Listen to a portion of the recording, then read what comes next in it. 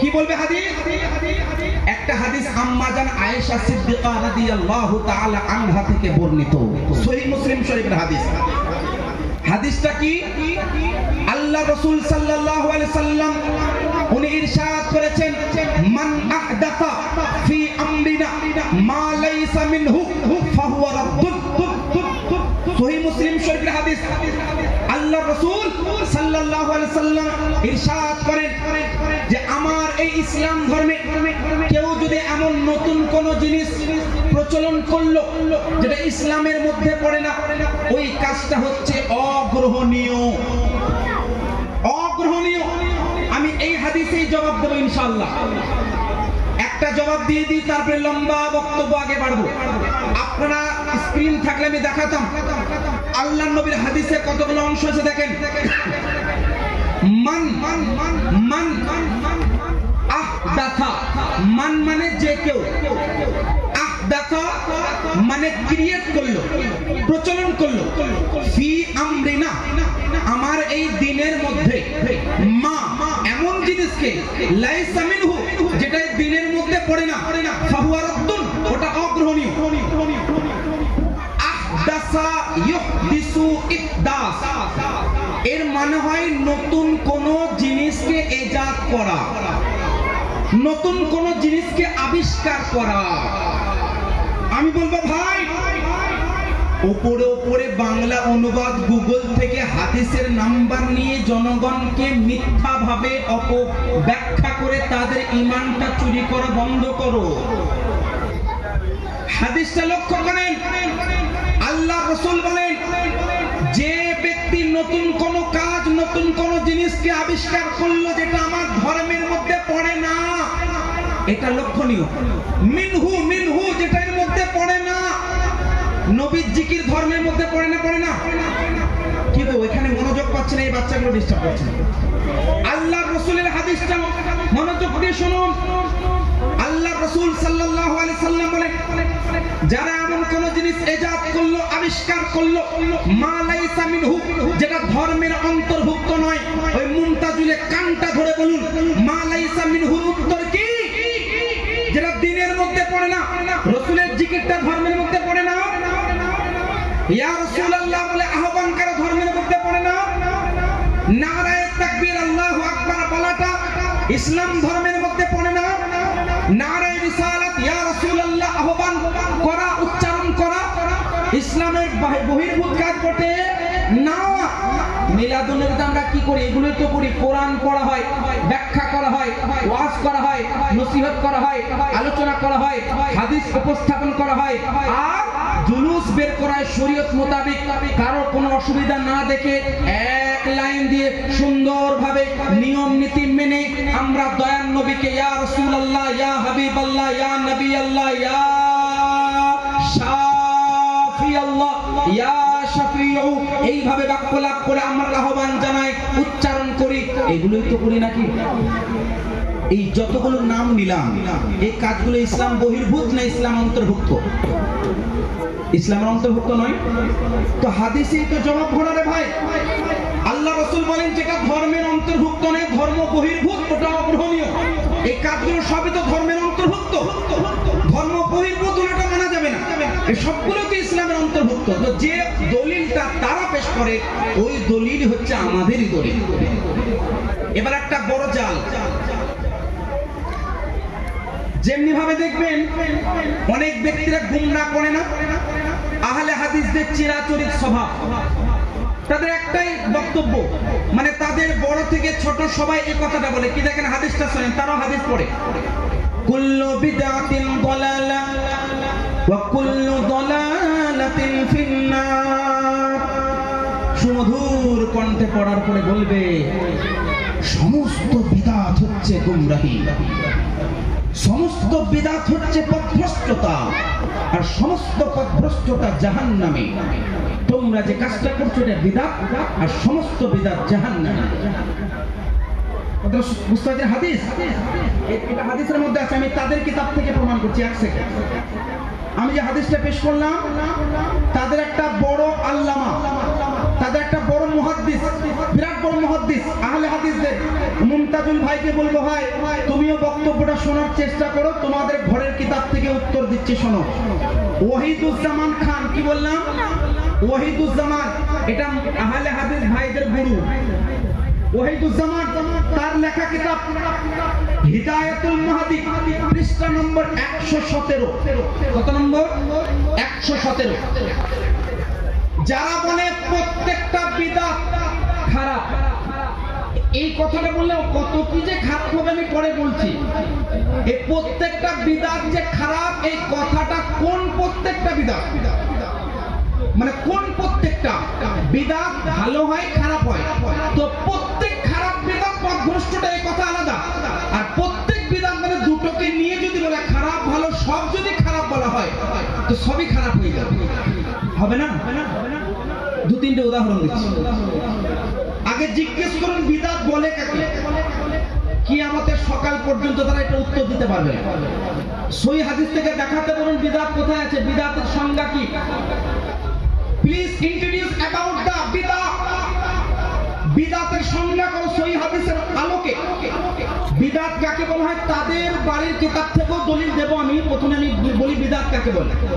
তারা বলবে আল্লাহর রাসূল সাল্লাল্লাহু আলাইহি সাল্লামের যুগে যে কাজটা হয়নি, যে জিনিসটি ছিল না, ওটা পরবর্তীতে হলে ওটাকে বিদআত বলে। এটা ওদের বক্তব্য, আমি ব্যাখ্যা করব। এটাকে যদি ধরে নেওয়া হয় কত কি বিদআত হবে দেখেন।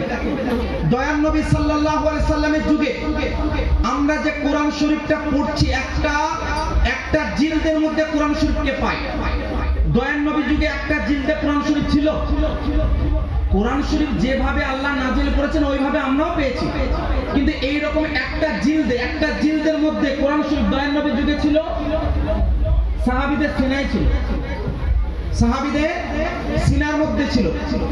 প্রথম ভালো বিদআত যেটা করেছেন হযরত আবু বকর সিদ্দিক এবং হযরত ওমর ফারুক। তো সব বিদআত যদি খারাপ বলতে হয় তো দুইজন বড় সাহাবী, যাদের সাহাবী হওয়াটা কোরআন থেকে প্রমাণ, যাদের সাহাবী হওয়াটা অস্বীকার করলে মানুষ কাফের হয়ে যায়, যাদের সাহাবী হওয়াতে সন্দেহ করলে কাফের হয়ে যায়, হযরত আবু বকর সিদ্দিক, হযরত ওমর ফারুক, ইনারা সর্বপ্রথম ভালো বিদআত করেছেন। তো সব বিদআত খারাপ বললে ইনাদেরকেও বিদআতি প্রমাণ করতে হবে। কেন বলছি শুনেন। জঙ্গে ইয়ামামা একটি যুদ্ধ হয়েছিল, যে যুদ্ধের মধ্যে 700 জন হাফিজে কোরআন সাহাবী, যাদের সিনার মধ্যে কোরআন ছিল। আজকে দেখবেন আপনাদের এখান থেকে দুইটি বোন মনে হয় সম্ভবত কোরআনের হাফিজা হচ্ছেন, আর এক ভাই কোরআনের হাফিজ হচ্ছে, মানে সিনার মধ্যে কোরআন রাখছে। তো সাহাবায়ে দুইজন, তিনটে ছেলে, দুইজন মেয়ে, আচ্ছা 5 জন, আলহামদুলিল্লাহ, মানে 3 জন ভাই আর 2 বোন কোরআনের হাফেজ হচ্ছেন আজকে, মানে আজকে দাস্তারবান্দি, আর 2 জন হৃদয়ে ফাতেমা হবে। যাই হোক, তো কোরআনের হাফেজ সাহাবী 700 জন সাহাবী ওই যুদ্ধে শহীদ হয়ে গেলেন। হযরত সাইয়্যিদনা ওমর ফারুক রাদিয়াল্লাহু তাআলা আনহু আশঙ্কা হলো, এইভাবে যদি সাহাবায়ে কেরামরা শহীদ হয়ে যায় তো কোরআন শরীফ বিলুপ্ত হয়ে যাবে না। তো হযরত সাইয়্যিদনা আবু বকর সিদ্দিক রাদিয়াল্লাহু তাআলা আনহুর দরবারে আরজ করলেন, হুজুর কোরআনগুল শরীফকে যদি একত্রিত করা যায় কেমন হবে? আল্লাহ রাসূলের সাহাবী হযরত আবু বকর সিদ্দিক একই কথা বলেছেন, কাইফা আফআল মা ফাআলান নবী সাল্লাল্লাহু আলাইহি সাল্লাম, যে কাজটা দয়ার নবী করে নাই ওই কাজটা আমি কিভাবে করতে পারি? প্রথমে বললেন পরোক্ষভাবে একত্রিত হয় সিদ্ধান্ত গ্রহণ করা হলো, এবং হযরত আবু বকর সিদ্দিক রাদিয়াল্লাহু তাআলা আনহুর নেতৃত্বে পুরো কোরআন শরীফটা একত্রিত করে 3টে ভাগে বিভক্ত করা হয়েছিল। আর তৃতীয় খলিফা হযরত উসমান গনি রাদিয়াল্লাহু তাআলা আনহুর টাইমে পুরো কোরআনটা একটি জিলদের মধ্যে আনা হয়েছিল। তাহলে কোরআন শরীফ যেটা একটা জিলদে, এটাও তো রাসূলের যুগে এইভাবে ছিল না। তো ওই কোরআন পড়ে তো ওরা আলেম হয়েছে, তো ওরা তো বড় বিদআতি, তাহলে ওই কোরআন পড়েই তো তারা আলেম মুফতি হয়েছে, তো ওরা তো বড় বিদআতি। আরো শুনেন, আমরা কোরআন শরীফ পড়লে যালিকাল কিতাবু লা রাইবা ফি, এই যে পড়ি জাবারজের যালিকাল কিতাবু লা রাইবা ফিহি জাবারজের পেশ দেওয়া আছে। যারা আরবি ভাষায় এক্সপার্ট হয় তাদেরকে জাবারজের লাগে না, তাদেরকে আকার উকার ইকার লাগে না। কেন? তারা আরবিতে, যেমন এই যে কিতাবটা দেখছেন, এই কিতাবে কোনো জাবারজের দেখতে পাবেন না, নারা আরবি, মানে এর মধ্যে জাবারজের নেই। ওই রকম কোরআন শরীফে আগে জাবারজের ছিল না। যারা এক্সপার্ট হয় তারা কোরআন শরীফ পড়ে নিতে পারবে, ইবারত পড়ে নিতে পারবে, তার জন্য আরবি জ্ঞান লাগবে। ওই গুগল মুহাদ্দিস বলে কিন্তু হবে না। এই বাংলাতে 2-4-10টা হাদিস মুখস্থ করে নিলাম আর চ্যালেঞ্জ করে দিলাম, মানে আপনাদেরকে বোকা বানাচ্ছে। তোমরা কি জানো এত নম্বর হাদিস, এত নম্বর হাদিস। অনেকে ভাবছে বাবা হাদিস নম্বর পড়ছে রে, বুখারীর হাদিস, মুসলিমের হাদিস। অনেক মানুষ কি হয়, আশ্চর্য হয়ে যায়। অ্যাকচুয়ালি জাবারজের এগুলো আগে ছিল না কোরআন শরীফে। কোথায় হয়েছে? আল্লাহর নবী জামানায় হয়নি, আবু বকর সিদ্দিক রাদিয়াল্লাহু আনহু জামানায় হয়নি, হযরত ওমর ফারুক রাদিয়াল্লাহু আনহু জামানায় হয়নি, হযরত উসমান গনি রাদিয়াল্লাহু আনহু জামানায়, খোলাফায়ে রাশিদার জামানায় হয়নি। হাজ্জাজ বিন ইউসুফের যুগে জাবারজের লাগানো হয়েছে। তাহলে যে কোরআন শরীফটা তারাও পড়ে, ওই জাবারজেরটা লাগানোটাও তো বিদআত হয়ে যাবে। তো তারা যদি বলে সব বিদআত খারাপ, তো ওই ব্যক্তি তো আগে কাফের হবে। কেন? কোরআনের উপরে তো বিদআতের ফতোয়া লেগে যাবে না? সাহাবীকে বিদআতি প্রমাণ করা হয়ে যাবে না? সাহাবীকে ওই রকম বিদআতে ধার্য করা হয়ে যাবে। আর ওরা যে উদ্দেশ্যে বিদআতি বলে, এটা তো খারাপ উদ্দেশ্য নয়। বিদআত মানে কি আমি একদম লম্বা ব্যাখ্যা করব এখন, কিন্তু তাদের বক্তব্যগুলো দিলাম। 3 নম্বর উদাহরণটা শুনেন। জুমার দিন আজান হয় না ভাই? কয়বার আজান হয়? 2 বার আজান হয়। একবার আজান হয়, তারপরে বক্তব্য হয়, তারপরে খুতবার আগে একবার আজান হয়, তাই না? আল্লাহ রাসূলের যুগে, হযরত আবু বকর সিদ্দিক রাদিয়াল্লাহু আনহুর যুগে, হযরত ওমর ফারুক রাদিয়াল্লাহু আনহুর যুগে, সবার যুগে কি হতো? মাত্র একটি আজান ছিল। খুতবার আগে একটা আজান হতো, আর আজান হতো না জুম্মায়। হযরত উসমান গনি রাদিয়াল্লাহু আনহুর যুগে কি হলো? আরেকটি আজান বাড়ানো হলো। এখন যেটা প্রথমে আজানটা হয়, ওই আজানটা পরে চালু হয়েছে। কেন? মানুষের অলসতা বেড়ে গেছে। আজান মানে তো এলান, নামাজের জন্য আহ্বান, নামাজের জন্য ডাকা হয়, কিন্তু এটা আগে ছিল না। তো তারাও কিন্তু 2টা আজান দেয়। মুমতাজুলকে দেয় না? আহলে হাদিসের মসজিদে হয় না? এই মোটু ইয়াসিনের মসজিদে হয় না? হয়তো এটাও তো বিদআত।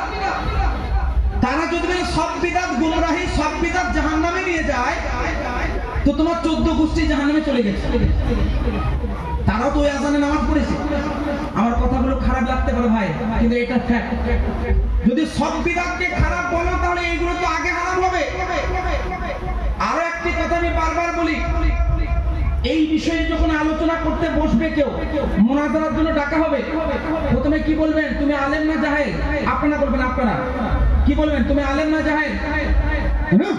আমি জাহেল, আমি তো আলেম। তুমি যদি আলেম, তো তুমি বেটা আগে প্রথমে বিদআতি প্রমাণ করো। কারণ আলেম হতে গেলে ইলমে নহব পড়তে হয়। এই ফান্ডটা নবীর যুগে ছিল না। ইলমে সারফ পড়তে হয়, এই ফান্ডটা নবীর যুগে ছিল না। ইলমে বালাগাত পড়তে হয়, এই ফান্ডটা নবীর যুগে ছিল না। ইলমে উসুলে হাদিস পড়তে হয়, নবী মুস্তাফার যুগে এই ফান্ডটা ছিল না। ইলমে উসুলে তাফসীর পড়তে হয়, এই ফান্ডটা রাসূল পাকের যুগে ছিল না। ছিল সবই, এই ফান্ডটা ছিল না কিতাবী রূপে। এই কিতাবগুলো, এই ফান্ডগুলো পড়েই তো একজন আলেম হয়। তো তুমি যদি আলেম না হও, তাহলে ভাবো তুমি জাহেল, আর জাহেলের সঙ্গে কোনো কথা বলবো না। আর যদি আলেম হও, তুমি তো আগে নিজে হারামি প্রমাণ করো, নিজে বিদআতি। তুমি কি করে হুজুর? এই কিতাবগুলো তো বিদআত, এই ফান্ডগুলো তো বিদআত, রাসূলের যুগে ছিল না। সুতরাং বিদআতের ফতোয়া দিলে কার পর্যন্ত, কতদূর পর্যন্ত যাবে বুঝে নেই। এবার একবার দরুদ পড়ুন। আমি একদম স্পষ্ট, এতক্ষণ তো আপনাদের মাথার উপর দিয়ে গেল কথাগুলো, কারণ ওদের প্রশ্নগুলো তুললাম। এবার আসল ব্যাখ্যা বিদআতের করে মিলাদুন নবী যে আমরা পালন করছি, এই মিলাদুন নবীর বিষয়ে আমি সংক্ষিপ্তভাবে স্পষ্ট দলিল দেব। একবার দরুদ পড়ুন। আল্লাহুম্মা সাল্লি আলা মাওলানা মুহাম্মদ ওয়া আলা মাওলানা মুহাম্মদ সাল্লাল্লাহু আলাইহি সাল্লাম। এবার শুনুন, বিদআত কাকে বলে? বিদআত এটা আরবি কথা। আমি কোরআন থেকে বলবো বিদআত কাকে বলে। তারা হাদিস থেকে কিয়ামত পর্যন্ত দেখাতে পারবে। আমি কোরআন হাদিস থেকে এখনই দেখাচ্ছি, শুনে। বিদআত মানে হচ্ছে ইহদাসু মা মিসালিন সাবিক, পূর্ব উদাহরণ ব্যতীত কোন জিনিসকে আবিষ্কার করা, মানে ওই রকম কোন জিনিস আগে ছিল না, একদম নতুন ভাবে আবিষ্কার করা হলো, তাকে বলা হয় বিদআত। যেমন কোরআনের আয়াত দিয়ে আমি প্রমাণ করছি। আল্লাহ পাক বলেন বাদিউস সামাওয়াতি ওয়াল আরদ, কোরআনের আয়াত। আল্লাহ পাক বাদিউস সামাওয়াতি ওয়াল আরদ, জমিন ও আসমানের সৃষ্টিকর্তা। জমিন আসমানের আগে কোনো পূর্ব উদাহরণ ছিল? জমিন আসমানের মতো কোনো কিছু আগে ছিল না। মহান আল্লাহ নতুন ভাবে বানিয়েছেন। তো যে জিনিসটার কোনো উদাহরণ, কোনো উপমা, কোনো পূর্ব ব্যাখ্যা না থাকে আর ওইটাকে আবিষ্কার করা হয়, ওইটাকে বলা হয় বিদআত। এটাকে বলা হয় ব্যাকরণগত বিদআত, লুগবি বিদআত, আবিধানিক বিদআত। তাহলে আবিধানিক বিদআত হলো নতুন কোন পূর্ব উদাহরণ ব্যতীত নতুন কোন জিনিসকে আবিষ্কার করা। ইসলাম ধর্মের বিদআত কাকে বলে? আমি দুইটি মহা প্রসিদ্ধ, অত্যন্ত গ্রহণযোগ্য, যেটা তাদের নিকটেও গ্রহণযোগ্য, ইমাম ইবনে হাজার আল আসকালানি রাহমাতুল্লাহি আলাইহি ফাতহুল বারি 4 নম্বর খণ্ডের 253তম পৃষ্ঠার মধ্যে, অনুরূপ ভাবে ইমাম নববী রাহমাতুল্লাহি তাআলা আলাইহি শারহে মুসলিম শরীফের ব্যাখ্যা, মুসলিম শরীফের ব্যাখ্যা শারহে মুসলিমের মধ্যে উনি ব্যাখ্যা করেছেন আর বিদআতের সংজ্ঞা করেছেন। ইমাম নববী রাহমাতুল্লাহি তাআলা আলাইহি উনি ব্যাখ্যা করেছেন, ইমাম ইবনে রাজব হাম্বলি উনি ব্যাখ্যা করেছেন। ব্যাখ্যার মধ্যে বলেন বিদআত বলা হয় এমন কাজ যেটা দয়ার নবীর যুগে ছিল না, সেটাকে আবিধানিক বিদআত বলে। বিদআত মূলত দুই প্রকার। কয় প্রকার? একটা ভালো, একটা খারাপ। হুজুর এগুলো আপনাদের ব্যাখ্যা। I don't accept your word. It is not from the Prophet Muhammad sallallahu alaihi wasallam, so I can't accept you. আপনার কথা মানতে পারি না, এটা আপনার নিজস্ব ব্যাখ্যা, দয়ার নবীর ব্যাখ্যা নয়। আমি বলবো মিথ্যা। আমি প্রমাণ করব দয়ার রাসূল আগেই বলেছেন, আমার পরে ইসলাম ধর্মে এমন নতুন কিছু জিনিস আবিষ্কৃত হবে যেটা আমার যুগে ছিল না, পরবর্তীতে হবে। সহিহ মুসলিম শরীফের হাদিস নম্বর 1017, মুসনাদে ইমাম আহমদ বিন হাম্বল এবং আরো অন্যান্য গ্রন্থের মধ্যে এই হাদিসখানা উল্লেখিত আছে। সুনান ইবনে মাজাহ শরীফের মধ্যে হাদিসটা আছে। আল্লাহ রাসূল বলেন, মান সান্না ফিল ইসলামি সুন্নাতান হাসানাতান ফালাহু আজরুহা ওয়া আজরু মান আমিলা বিহা বাদা লা ইয়ানকুসু মিন উজুরিহিম শাই ওয়া মান সান্না ফিল ইসলামি সুন্নাতান সাইয়্যাতান ফালাহু বিজরুহা ওয়া বিজরু মান আমিলা বিহা বাদা লা ইয়ানকুসু মিন আওজারিহিম শাই। এই যে হাদিসটা পড়লাম, এর অনুবাদ, এর ব্যাখ্যা, এর ট্রান্সলেশন যদি কেউ করে, অনুবাদ হবে এটাই। দয়ান নবী বলেন, কোন ব্যক্তি যদি ইসলাম ধর্মে নতুন কোন জিনিসের প্রচলন করে, প্রচলনকারী নেককার হবে, যারা আমল করবে তারা নেকি পাবে, আর প্রচলনকারীর নেকিতে কমি হবে না। আর যদি কেউ খারাপ প্রথা প্রচলন করে, গুনাহগার হবে, আমলকারীর গুনাহ হবে, আর প্রচলনকারীর গুনাহে কমি হবে না। প্রচলন শব্দটা বাংলা, এখানে অনেক টিচার, অনেকের বাংলার ব্যাকরণগত জ্ঞান যাদের আছে তারা ভালো করে জানেন শব্দ প্রচলনটা কখন ব্যবহার হয়। প্রচলন শব্দটা বাংলাতেও যখন ব্যবহার হয়, বলা হয় কোন জিনিসটা নতুন ভাবে শুরু হয়, সেটাকে প্রচলন বলা হয়। আর আরবিতে এটাকে বিদআত বলা হয়। কি বলা হয়? বিদআত। বিদআত মানে নতুন কোন বিষয়, নতুন কোন তথ্য যেটা পূর্ব উদাহরণ ব্যতীত তৈরি করা হয়েছে, ওইটাকে বিদআত বলা হয়। তো আল্লাহর নবী বলছেন দুইটি বিদআত। কয়টি? একটি ভালো আর একটি খারাপ। এবার তাহলে বলবো হুজুর হাদিসে তো এটাও আছে, কুল্লু বিদআতিন দালালা, প্রত্যেকটি বিদআত খারাপ। আমি বলবো প্রত্যেকটি বিদআত মানে প্রত্যেকটি খারাপ বিদআত গুমরাহ। প্রত্যেকটি দুই বিদআতকে নিয়ে বলা হয়নি। প্রত্যেক বলতে এইটার প্রত্যেক, মানে এই খারাপ প্রত্যেক হচ্ছে গুমরাহ। হুজুর কিভাবে মানবো? আমি ওই সমস্ত ব্যক্তি, আমি আমার বাড়ির আমাদের মুহাদ্দিসগণের ব্যাখ্যা দিলে তারা বলবে, সুন্নি উলামায়ে কেরামরা নিজের বাড়ির উদাহরণ দিয়ে তারা ব্যাখ্যা করে দিল। আমি ওই সমস্ত মুমতাজুল বিরাদার রাহুল মুজাফফর বিন মুহসিনের মতো ব্যক্তিরা যারা নিজেকে আহলে হাদিসের ঠিকাদার বলে, যারা আহলে হাদিসের প্রচারক প্রসারক বলে, ওই সমস্ত ব্যক্তিদেরকে বিশেষ করে যুবক ভাইদের ঈমান আকীদা মজবুত করার জন্য আমি কথাটা উপস্থাপন করছি। শুনেন, মুমতাজুল ভাইকে বলবো, ভাই শোনো, তোমাদের বড় আল্লামা, তোমাদের বড় গুরু ওয়াহিদুজ্জামান নিজের লেখা কিতাব কিতাব হিদায়াতুল মাহদি 117 নম্বর পৃষ্ঠায় উনি লিখছেন, আল বিদআতু দালালা আল মুহাররামা হিয়া আল্লাতী তুরফাউ সুন্নাহ মিসলাহা ওয়াল্লাতী লা তুরফা শাইআম মিনহা ফালাইসাত হিয়া মিনাল বিদআ বাল হিয়া মুবাহুল আসল। এটা আমার কোন লেখা নয়, এটা সুন্নি উলামায়ে কেরামের লেখা নয়, আহলে হাদিসদের গুরুর লেখা কিতাবের মধ্যে লেখা। এর ব্যাখ্যা কি বাংলায় হবে?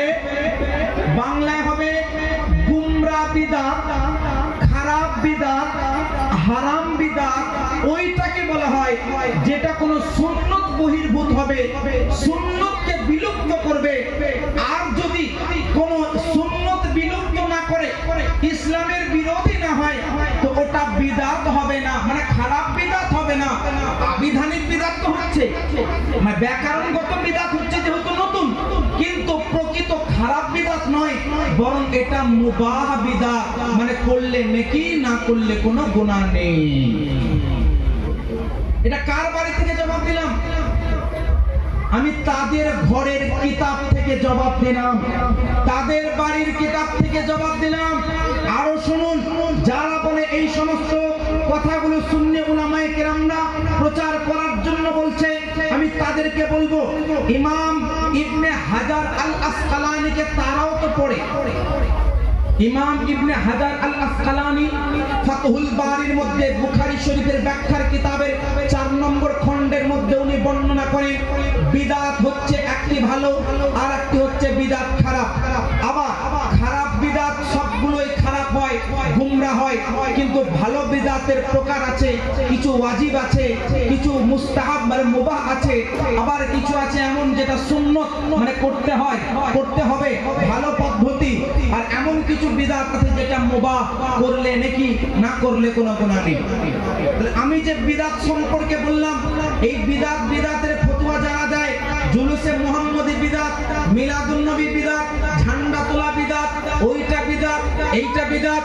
বলবেন আই অ্যাকসেপ্ট দ্যাট ইজ বিদআত, but you have to prove this bad বিদআত। আমি মেনে নিলাম এটা খারাপ মানে বিদআত, কিন্তু তুমি প্রমাণ করে এটা খারাপ বিদআত। খারাপ বিদআত প্রমাণ করতে পারবে না কিয়ামতের সকাল পর্যন্ত, কারণ এটা হচ্ছে আমরা নবীর ইশকে, নবীর প্রেমে পালন করি। এই যে ঝান্ডা উত্তোলন করেননি, মিলাদুন নবীদের ঝান্ডা উত্তোলন করেন না, মিলাদুন নবীদের ঝান্ডা উত্তোলন করা জিবরিল আমিনের সুন্নাত, বলুন সুবহানাল্লাহ। আর জিবরিল আমিন কে? আল্লাহর প্রধান ফেরেশতা। কে? আল্লাহর প্রধান ফেরেশতা। আর আল্লাহর ফেরেশতারা নিষ্পাপ হয় না পাপী হয়? নাউজুবিল্লাহ, নিষ্পাপ হয়। ইয়াফআলুনা মা ইউমারুন, আল্লাহ যেটা নির্দেশ দেয় ফেরেশতারা ওটাই করেন। তার মানে জিবরিল আমিন যদি ঝান্ডা লাগিয়েছেন, এটা ওনার নিজস্ব ব্যক্তিগত কাজ নয়, বরং আল্লাহর নির্দেশিত কাজ। আর আমি প্রমাণ করছি, এই যে কিতাব দেখছেন, কিতাবের নাম মা সাবাতা মিনাস সুন্নাহ ফি আইয়ামিস সানা, শেখ আব্দুল হক মুহাদ্দিস দেহলভী রাহমাতুল্লাহ আলাইহি লিখেছেন। তবে কয়েকটি উদ্ধৃতি, রেফারেন্স এবং দলিল আপনাদেরকে দিচ্ছি, যে দলিলগুলো তারাও মানবে। ইমাম আবু নুআইম দালাইলুন নবুওয়ার মধ্যে হাদিস নম্বর 555 এর মধ্যে, এবং এছাড়াও এই একই হাদিস একই বর্ণনাটা আল বিদায়া ওয়ান নিহায়া, নাম শুনেন ভালো করে, আল বিদায়া ওয়ান নিহায়া, এটার লেখক কে জানেন? আহলে হাদিসদের দাদা হুজুর, আহলে হাদিসদের দাদা হুজুর, যার নাম হচ্ছে ইমাম ইবনে কাসির। আহলে হাদিসরা যিনাকে দাদা হুজুর মানে, আল বিদায়া ওয়ান নিহায়া লেখা কিতাব, ওই আল বিদায়া ওয়ান নিহায়া 6 নম্বর খণ্ডের 31 নম্বর পৃষ্ঠায় এই যে হাদিসটা বলছি, যে ওয়াকিয়াটা বলছি, এটা বিদ্যমান আছে।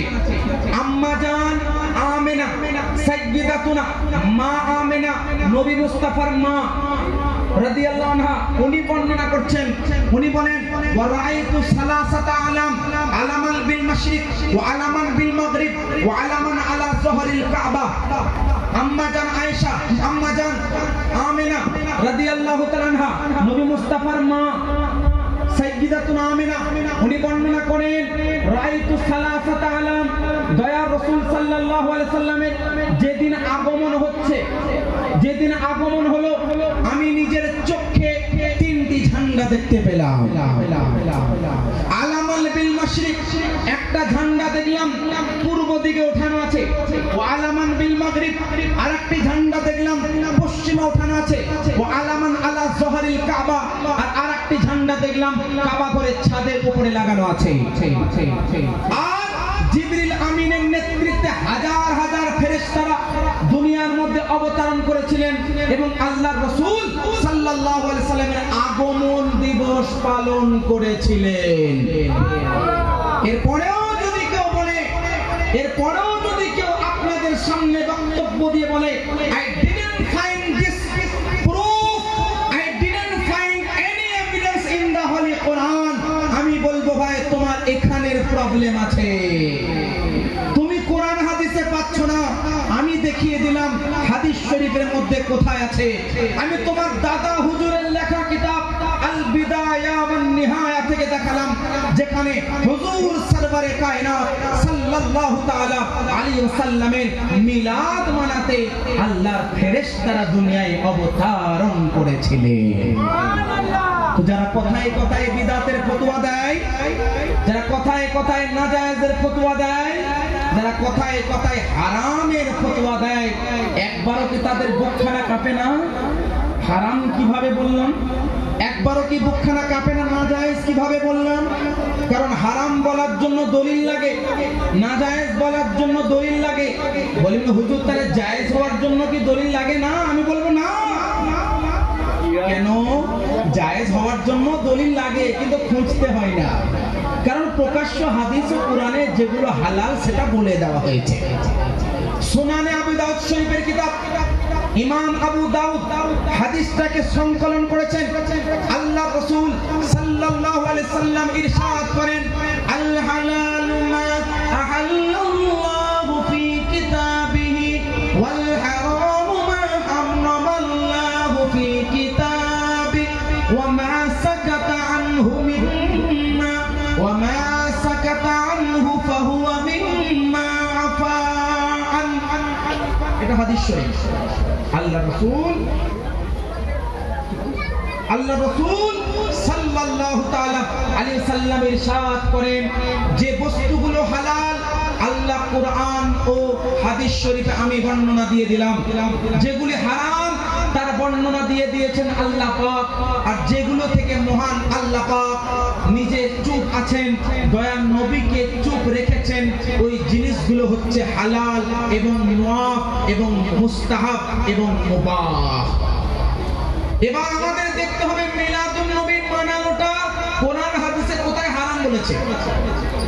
এবার আমাদের দেখতে হবে জুলুসটা কোরআন হাদিসে কোথায় নাজায়েজ বলেছে। এবার দেখতে হবে মিলাদ মানানোটা কোরআন হাদিসে কোথায় হারাম বলেছে। এটা শুনবো না। এইটা হচ্ছে মদিনা, এই দেখছেন মদিনা শরীফ, এই মদিনাবাসী দেখুন মিলাদুন নবী পালন করছে না।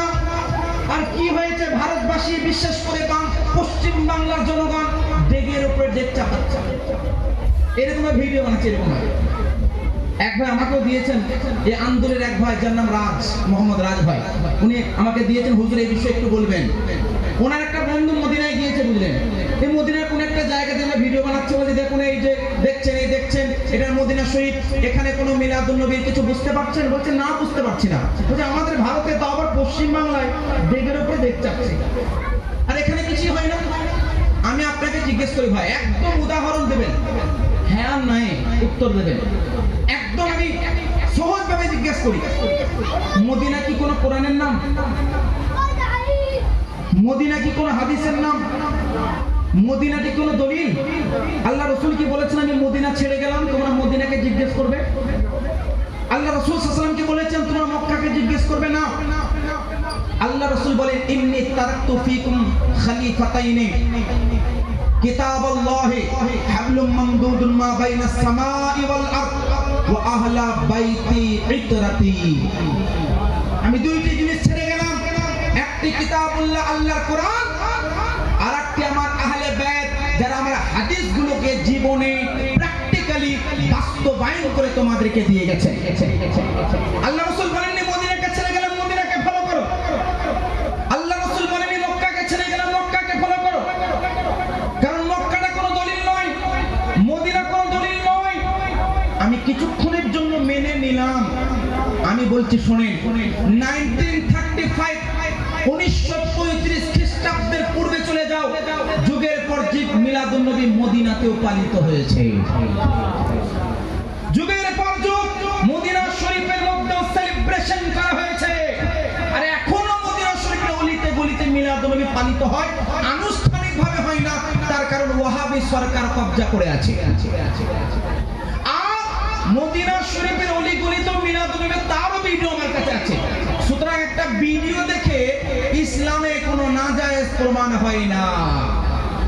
আমরা হাদিস পেশ করলে বলো জয়ীব, আর তুমি ভিডিওটা পেশ করে বলছো নাজায়েজ। আমরা কোন হাদিস দিয়ে যখন মিলাদুন নবী প্রমাণ করে তখন বলে I don't accept your word.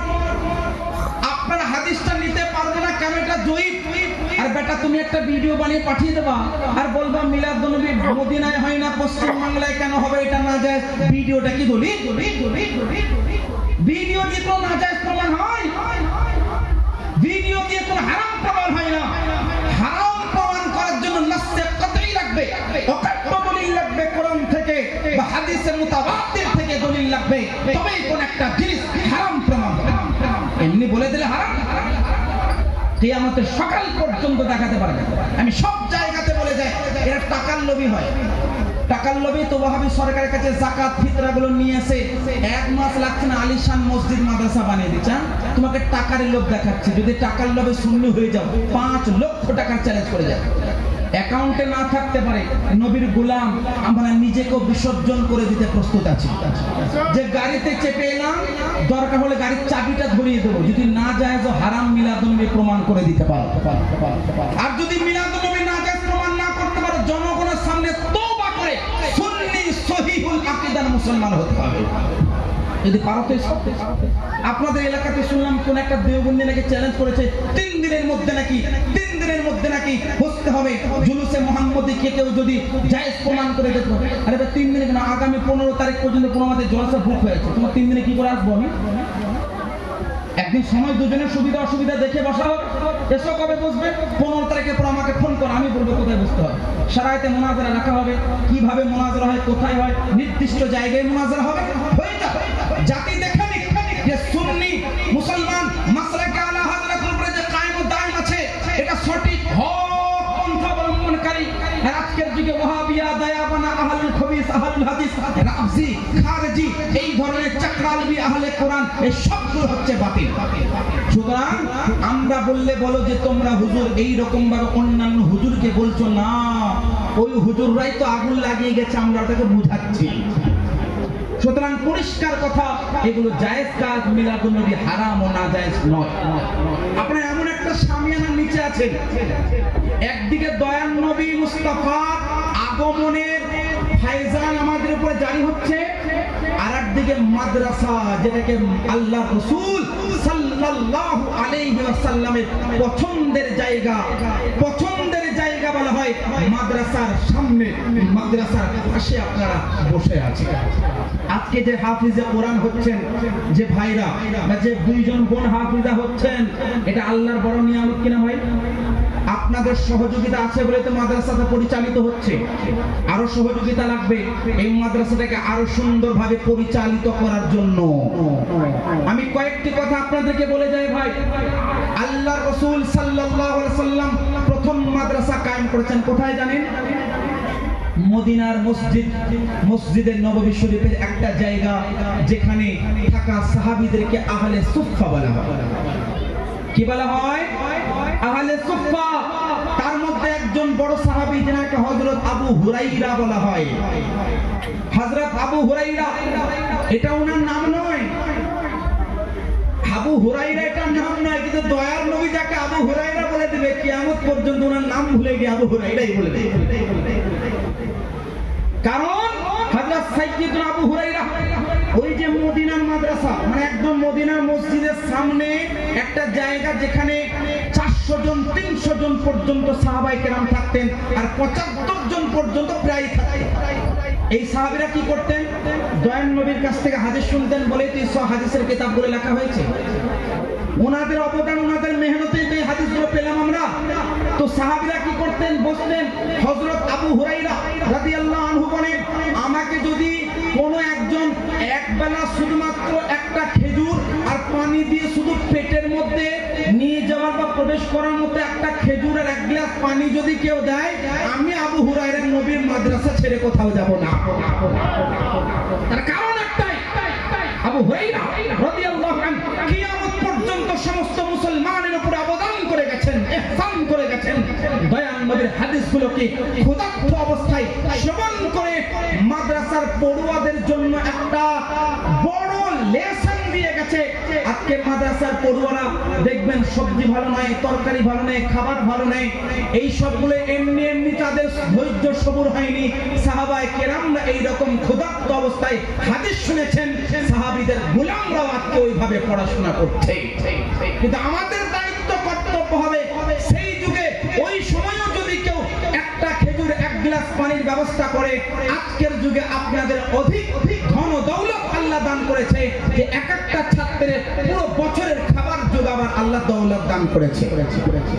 সুতরাং চেষ্টা করতে হবে এই মাদ্রাসাটাকে আরো সুন্দরভাবে কায়েম করা। অবশ্যই আপনারা সহযোগিতা করেন, তার জন্য আজকে মাদ্রাসা থেকে হাফিজে কোরআন বের হচ্ছে। আমি দোয়া করব এই 5 জনের জায়গায় 50 জন যাতে হাফিজে কোরআন বের হয়, তার জন্য আপনাদের সহযোগিতা লাগবে, তার জন্য আপনাদের সকলের মেহনত লাগবে, পরিশ্রম লাগবে, আর্থিক সহযোগিতা লাগবে।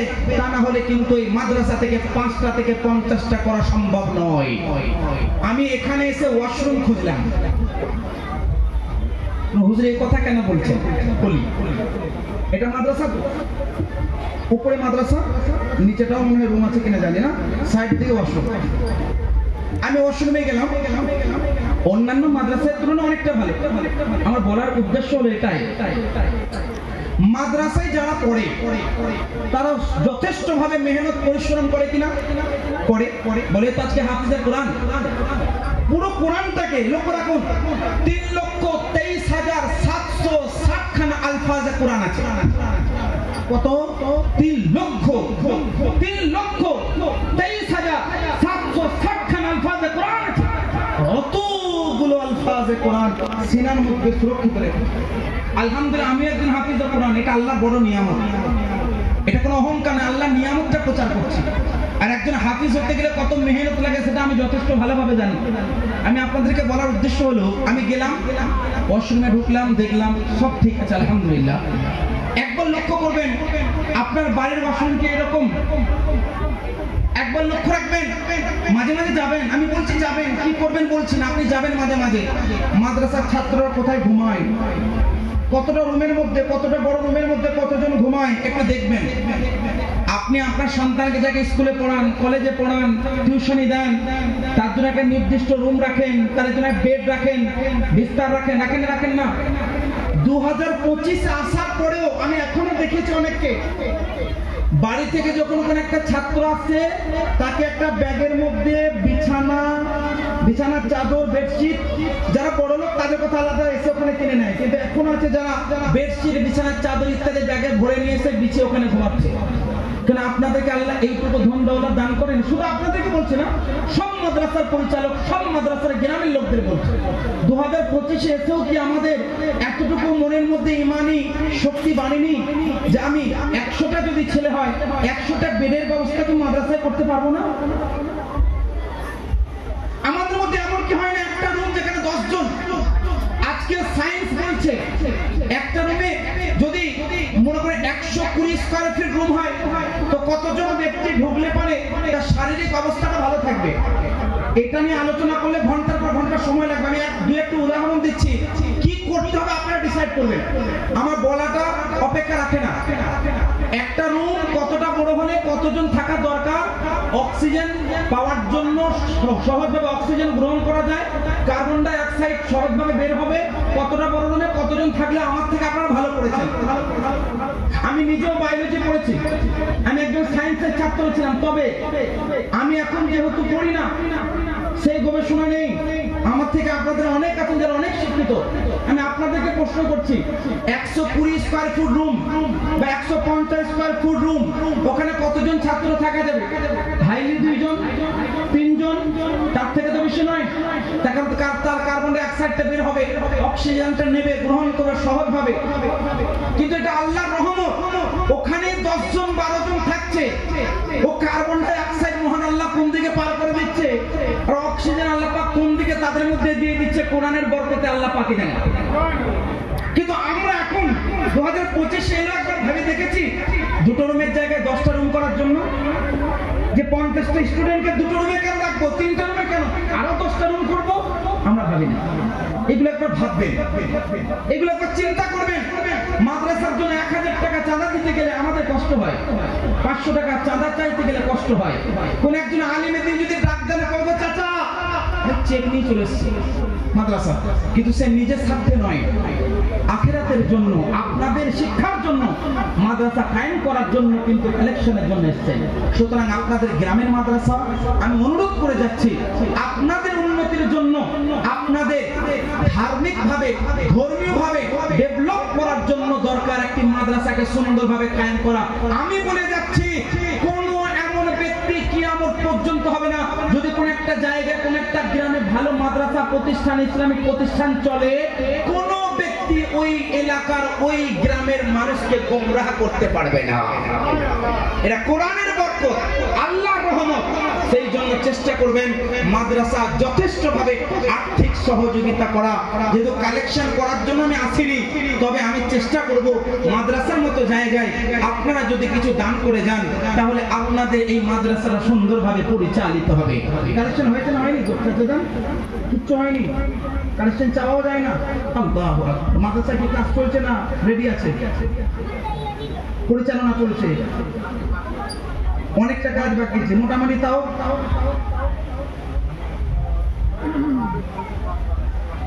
অনেক বাকি। দেখুন অনেক কাজ বাকি আছে, এগুলো দুঃখের সাথে বলতে হচ্ছে।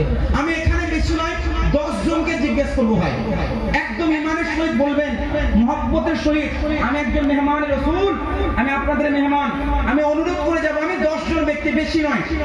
আর শেষে যদি মা বোনেরা চান, কেউ চান, আমি বেশি নয় 10 জন ব্যক্তিকে বলবো। এখানে এমন কেউ নেই যে 5000 টাকা দান করার ওয়াদা করবেন, কেউ নেই।